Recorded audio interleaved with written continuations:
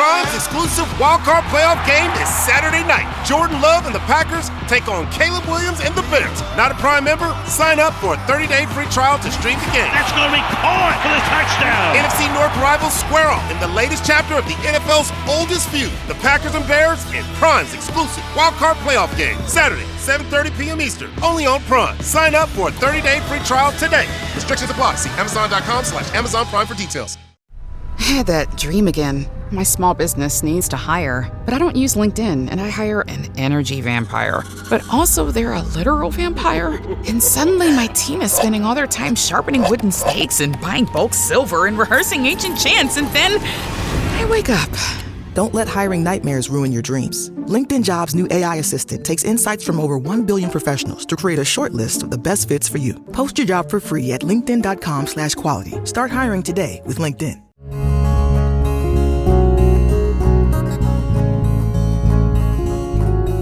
Welcome to the Casting Across Fly Fishing Podcast. I'm Matthew of castingacross.com, where I explore the quarry and culture of fly fishing. Before I get into today's podcast topic here on episode 374, which is practicing casting, but with a significant twist, one that you can do in the wintertime, one that you can do indoors, I want to go through a few administrative details. The first one is that the website is back up and operational. Now, the website was never down, but emails, the automated emails that go out every week to subscribers, and if you haven't subscribed, you can do so over at castingacross.com. All you get is once a week a digest of the 3 articles, posts, whatever, that come out. It's a direct link to the podcast, to a YouTube video if I put one out, and to the articles. Something got messed up, and the folks at Bluehost were very, very helpful in getting that all straightened out. So that is back up and running as far as I can tell. Of course, tomorrow might bring something different, but that's where we are right now. That's the first thing. The second thing is we are coming very close to some fly fishing shows. If you are listening to this live or in the weeks following, I will be in Marlborough, Massachusetts, and in Edison, New Jersey, presenting at the Fly Fishing Show in 2026.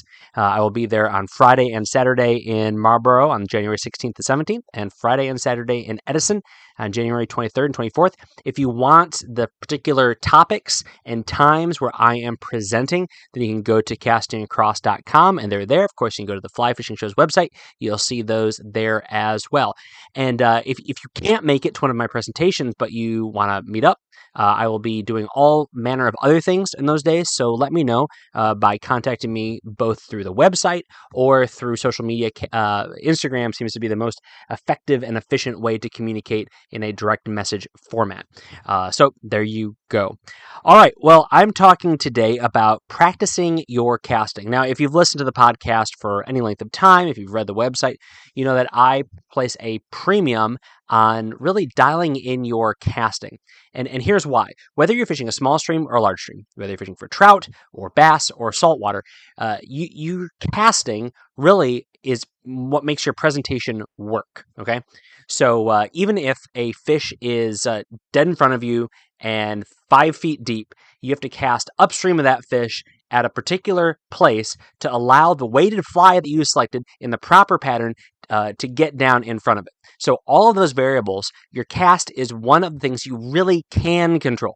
You know, you can't control all the flies that you have in your boxes. You can't control all the different weights of the flies that you have in your boxes at any given time. I mean, you can prepare and anticipate as much as you can, but you're going to be limited by those flies. You're going to be limited by where the fish are holding on that particular day. You're going to be limited by the river that you are fishing on, but your cast is something you can control as long as it's within the reasons of your physical ability and the amount of line you have. You're not going to cast 200 feet, right? You're not going to be able to have pinpoint accuracy at 80 feet, but you can maybe have pinpoint accuracy at 20 feet.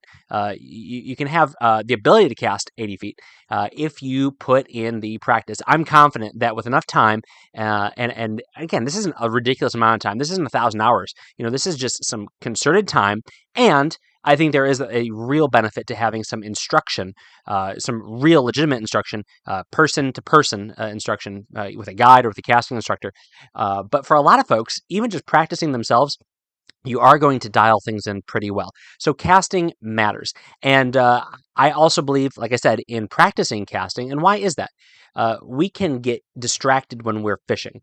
When I teach people to cast, I prefer to start on land. And here's the reason why. When you're casting on water, where there's fish, whether it's just like a bluegill pond or on a trout stream, all of a sudden you're thinking about fishing, which is great, which is awesome, which is what you want. And it's not the worst thing in the world.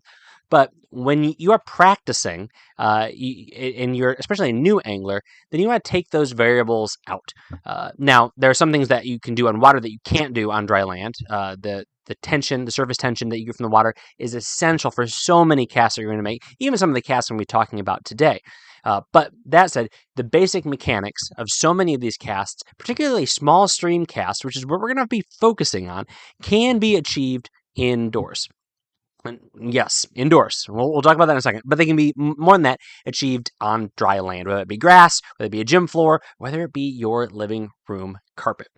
So casting indoors, what do I mean by that? Well, I'm recording this in January, and it's a mix of snow and slush out in my yard right now. And so consequently, the rivers here are like icy, but at the same time, like thawing out. And so they're high. So there's like water over the ice. And a lot of these rivers that are in my immediate vicinity are not great trout rivers in the wintertime. There's fish in there. They're just not super duper productive. And so I am not going to go casting on a river right now. It's a great way to tear up your line to be casting over ice. And I'm not even going to practice outdoors right now. Ice is incredibly abrasive. This is why, when your guides freeze over, you don't just pull your line through it. This is why you try to get that ice off those guides, because your line is a much, much, much softer material than ice is. Ice is abrasive. If you've ever, slid on ice, it looks smooth. It feels smooth. Part of the reason you slip is because it is smooth. But your skin, when it comes in contact with that ice, there's a lot of friction there. And the same is true for something softer than your skin, which is that nice, slick PVC coating of your fly line. And if your fly line has any sort of compromised portions in it, where there's a kink or where there's a divot or where there's a crack, then this is a great way to exacerbate that problem and really send you into a situation where you have to buy new fly line, which if it's got some of those things happening, you might need to do it anyway, but you don't want to needlessly cause damage to your fly line. So all that to say, make sure you don't get ice on your guides, which we talked about in a podcast a few weeks ago. And also don't practice casting on the snow. So you say, what am I supposed to do? Well, like I said, you can practice casting inside. Now, a lot of the casts that I'm talking about are going to be for small streams. Because, of course, if you have access to a gym, like a great example was I attended a church a few years ago where we had a gym, really high ceilings, and full court basketball. And I would go in there and I would practice casting in the wintertime. Very nice to have those lines for all the basketball lines. You have targets. You can see how straight you're casting, things like that. Fantastic. If you do cast indoors, you're going to want to clean your fly line. There's a lot more dirt on a floor than there is even in the water. But we don't all have that access. I don't have that access right now. I don't think if I were to go to the local high school and say, hey, could I cast a fly rod in there? They would say no, but they'd probably give me a couple of limitations. So how can you cast indoors? Well, a lot of my fly fishing takes place on small streams. I'm talking small mountain trout streams. And I know that a lot of you enjoy that fishing also. And so if you think about it, if you have a garage or a 2-car garage, or maybe even 3-car garage, and your ceilings are 9 feet tall, maybe even just 8 feet, or maybe you have a higher ceiling in your garage. I have an exceptionally tall garage ceiling. But that space that you're operating in is not that dissimilar to a pool that maybe has a significant amount of riparian coverage on the sides, or maybe even a canopy over the top. And if it's on a gradient, you're limited in where you can back cast. So you're not going to be able to haul off a 20-foot cast. But what you can do is focus on learning some very intricate skills of manipulating your fly line and getting that accuracy at that 10-foot range, where you maybe don't even have that much of space for a back cast. So what am I ultimately getting at here? You can get in your garage, pull your car out, and you can sit there, and I would actually encourage you to sit there or do it on your knees. I know not everybody's going to want to do that, but put down a towel or whatever, get down on one knee, get your 7-foot fly rod, and make bow and arrow casts. Practice that. Throw a bucket out there. Try to nail having that accuracy, because I think that's one of those skills that we have, but we are really hoping one of two things: one, that we get it right on the first time, or two, that we have opportunistic trout that we are fishing for, and they're not going to care that much about the precise placement of that fly. But consider even a good sized trout stream that's up in the mountains. It's a small mountain trout stream, but is a decent size. A lot of times you need to put your fly in a precise location, because that pocket, even if the stream is maybe 20 feet wide, if that water is moving well, that fish is holding in a spot that's maybe the size of a hula hoop or smaller. And even if that pocket is a hula hoop size, then maybe a particular quarter of that, is where you need to put that fly, so it has a chance to sit for a second and allow that fish to even immediately go and get it before it experiences drag and gets pulled away. So you can go through the motions of those casts and really dial in how your rod and your reel work, your rod and your line work for making that bow and arrow cast at 15 feet. And yeah, there's going to be obstructions, but there's going to be obstructions on the water. So you want to take all of the variables of being able to move in any sort of way you want, to be able to orient your rod in any particular direction that is convenient for you. You want to be able to dial in doing it all around the clock, having it over your offhand shoulder. So if you're right-handed, over your left shoulder, then up at a 45, and then maybe vertical, and then a 45 towards your right hand, your casting hand, and then and all the way off to kind of sidearm to your right hand. And you can move around and be able to find that space. So I'm thinking, the nose of your car goes, the front bumper of your car goes, you're sitting right there, and you're aiming towards where your car is just pulled out, and you are now almost like shooting around the world from a basketball hoop, only in reverse, where you're in a set position, but you are now moving your rod tip from your left all the way to your right, aiming at a target, putting the target to your left, putting the target straight in front of you, putting your target to your right as you're looking out of your garage. I said, this sounds ridiculous. Okay, that's fine. I mean, I'm not advocating doing this as an essential step. I just think this is a great way to practice casting. Another thing you can do, and you've probably seen this if you've been on fly fishing retailers' websites or seen them in the catalogs, but they have these practice casting tools. I think you see them. Orvis has them, Sage has them, a couple other manufacturers make them. All it is the top section of a fly rod with some yarn on it. You can use the top section of a fly rod, and you can use a little bit of fly line pulled through it, or you could use yarn. But every time I've done this, I've used the top section of like a 2-piece fly rod, so it's anywhere between 4 and 5 feet, and I'm in my desk, and all I'm doing is little roll casts. Or I can, shoot. I'm sitting at my desk right now, and the room I'm in my office is probably 14 feet by 10 feet. And here I can haul a short back cast to my left, even though I'm only about 7 or 8 feet from my window, and then I can shoot line, and I can aim at particular spots. To my right, I have an open doorway that actually goes into a machine room where I can cast a little bit further. I have a space between 2 bookshelves that's kind of at my 3 o'clock. And then in front of me, I've got a spot under my desk. And I can sit here and I can pop little casts into each one of these spaces. And what that does is it shows me, okay, I am applying too much power and it's doglegging to the right. I'm not applying too much power. I'm being too lackadaisical in my application of power. And my line is whacking the bookshelf as opposed to getting in between the 2 bookshelves. And all this is little simple muscle memory training when you are unable or maybe not super excited about getting outside. So that's option 1 is getting in the garage and making those bow and arrow casts, making those little roll casts. Again, you're going to want to clean your line after you do this, of course. Option 2 is getting into a space. It could be your garage, could be your office, could be your great room, could be your basement, where you can maybe just desegment that fly rod and use 2 sections and make quick casts. It's remarkable how much you can do with 2 sections of a fly rod. I don't know if I've told the story before on the podcast, but there's one particular bridge on a spring creek that held trout underneath it all the time. And because of the junk that accumulated against the bridge abutments, and because of the height of the bridge, it was only maybe like 2 feet above the surface of the water. it was very, very difficult to get a drift that went underneath there. The currents swirled, and it was a perfect place for trout to hang out. So to get underneath that bridge, you either had to really skate a fly from upstream, which was a great way, and I caught some fish from doing that. But then there's other situations where the current was so wonky that even skating a fly would probably line a fish, and so I had to get from the downstream side and I had to cast from underneath.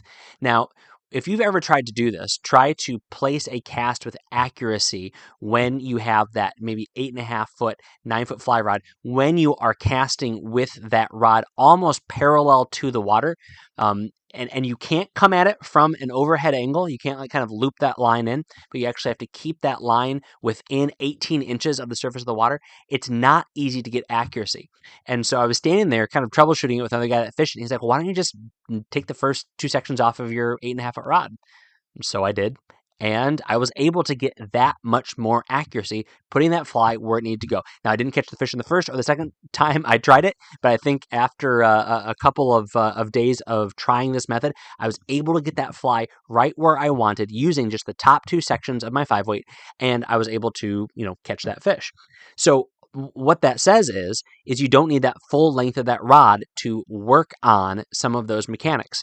Now, is it going to be different with your, top 2 sections versus your full rod? Absolutely. But a lot of it is what is really feeling how that line works with the flexing of that rod. So, none of these manufacturers built the top 2 sections to be to operate independently from the other ones, right? They built it to work all together. But if you can dial in the feeling of that line on a traditional cast like that, even though it's sidearm, it's still a traditional cast. If you can dial that in, you understand the flex of what that line is doing to a rod and how you have to respond appropriately. That's where it's different from something like a bow and arrow cast, or even maybe something like a roll cast, which is a lot more rod and line specific. Now, there is a feel component that goes in, and you do need to know how that line makes that rod load. With any of those situations, that's why I encourage you earlier to get out there and practice doing your bow and arrow cast, practice doing roll cast, practice doing just kind of flip casts and things like that in your garage or indoors. But if you were to take off the 2 top sections of a rod, you're essentially honing in on those same skills that you use when you are out and you are casting with a full rod. Something else I'd encourage in both situations, I mentioned already, is never just practice standing still. I mean, think about how many times you're fishing a small mountain stream and you are standing completely upright with your hips facing your target. It happens sometimes, but it is not the most common thing in the world. You want to practice being down on one knee. You want to practice casting over your off shoulder while on one knee. You want to practice casting, maybe even sitting down. I'm sure you've seen NFL quarterbacks show off their arms by, throwing, 50 yards from their knees or whatever. It's a similar thing where you are, yes, taking away one of your most valuable assets for casting, your core and your hips. If you're casting for distance, if you're casting for accuracy, if you are, trying to put that bonefish fly right in front of that fish on the flat's nose, then you want to use your hips. But on small mountain trout streams, or even medium-sized trout streams, you might not have that opportunity based upon the topography, based upon some of the obstructions that are in the water, or maybe even overhanging branches. And that's where really limiting your space makes you focus on using the appropriate muscles in your arm, which again, a nice ideal cast isn't going to be super wristy. But you and I both know that when we are casting in those small mountain streams, it may require a flip of the wrist. But of course, you're going to have your forearm engaged, you have your bicep engaged, your shoulder, and to a certain degree, your core engaged. So what you're doing when you're casting indoors, you are limiting those options. Now, again, ideal situation is that snow thaws out, that ice goes away. You can go outside and you do all of these things also, but don't allow that to take away those self-imposed limitations that more accurately represent the casting circumstances you will find yourself in when you're on your particular river. So another example, this is taking it from the small mountain trout stream to the seacoast. So one of the things that I always just am completely baffled by is how I deceive myself and how easy it's going to be to cast a 9-weight out in the surf up here in New England. Thinking, okay, there's nothing around me. All I got to do is walk out there and cast. But then every time I get out there, I remember that I am using my quads and I'm using my hips to stay upright while I am balancing on, really, really slippery rocks, even though I've got my cleats on my waders. And so what ends up happening is that I'm using those muscles that I would usually use to haul off a 70 or 80 foot cast. I'm using them to stabilize myself. And so I can't rely on them. So what do?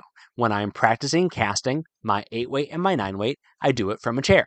I do it from a kneeling position. I try to really get to the point where any muscle I get from my quads or from my hips is kind of bonus. So I want to know how to cast that way because that's the best way to cast.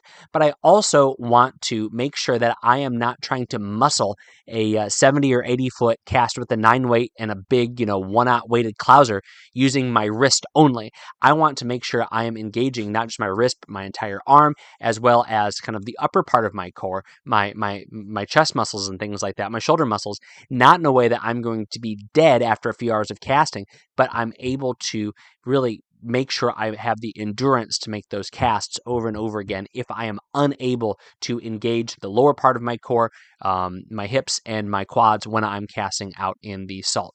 And so again, getting down on one knee, sitting in a chair isn't just for the kind of practice that you would need to do to be better prepared for going up into the mountains. It's the same kind of thing that can really benefit you as you are anticipating making those longer casts. I would say the same thing is if you don't like standing up in a boat, or you have a boat that is not great for standing up in. My canoe, I can stand up in it, but if the water has any sort of chop on it, I don't like doing it. And so if I'm casting longer casts for, whether it be bass or for trout, I am not going to be able to have that kind of flex that you're going to get if you're leaning up into a casting platform on a drift boat, or if my boat is more stable. And so what do I need to do? Cast from a sitting or a kneeling position. And I need to be able to do that before I get into that situation and there's that fish rising in front of me. All right, so all said and done, what are we talking about? We're talking about really taking away some of your tools so that when you can't use them, you're still functional with your cast. And when you can use them, you can still cast well. You can still put that fly where you want it to, but you also are prepared for if circumstances or conditions dictate, you're able to make those casts in a way that you're not going to be too handicapped. So, any other thoughts on this? Again, you could go out and buy that $200, $250 practice casting device, or you could just take those top 2 sections of your fly rod and see what you can do. Any thoughts on this? Any ideas? Let me know. Matthew@castingacross.com. This week on the website, first article is called 12 Fly Fishing Resolutions.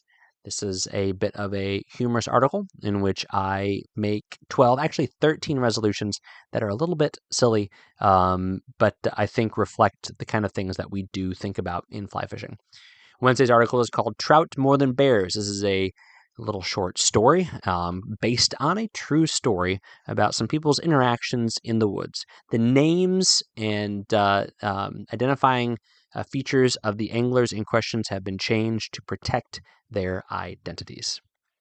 This week's recommendation on the podcast is the Lidrig Stash Tray.